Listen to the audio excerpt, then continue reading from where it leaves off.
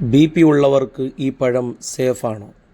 പരിശോധനയ്ക്കിടാം. അതിന് മുമ്പ് ഇത്തരത്തിലുള്ള വീഡിയോകൾക്ക് വേണ്ടി ഈ ചാനൽ സബ്സ്ക്രൈബ് ചെയ്യണമെന്ന് അറിയിക്കുന്നു. പേരക്ക ഒരു പോഷക സമൃദ്ധമായ പഴമാണ്. പ്രത്യേകിച്ച് ഉയർന്ന സമ്മർദ്ദം അഥവാ ഹൈ BP ഉള്ളവർക്ക് ശരിയായ അളവിൽ കഴിച്ചാൽ വളരെയേറെ ഉപകാരപ്രദമാണെന്ന് സയൻസ് പറയുന്നുണ്ട്. പേരക്കയുടെ പ്രധാന ഗുണങ്ങൾ പൊട്ടാസ്യം ധാരാളം അടങ്ങിയിരിക്കുന്നു. ഇത് രക്തസമ്മർദ്ദം നിയന്ത്രിക്കാൻ സഹായിക്കുന്നുണ്ട്. ഫൈബർ കൂടുതലാണ്, കൊളസ്ട്രോൾ കുറയാൻ സഹായിക്കുന്നു. ലോ സോഡിയം BP കൂടാൻ കാരണമാകുന്ന ഉപ്പിൻ്റെ അളവും കുറവാണ്. അതോടൊപ്പം ഹൃദയ ആരോഗ്യത്തിനും സഹായകമാകുന്നുണ്ട്. BP ഉള്ളവർ എങ്ങനെ കഴിക്കണം, എത്ര കഴിക്കണം? ദിവസം ഒരു ചെറിയ വലുപ്പമുള്ള കഷ്ണം മാത്രം കഴിച്ചാൽ മതി.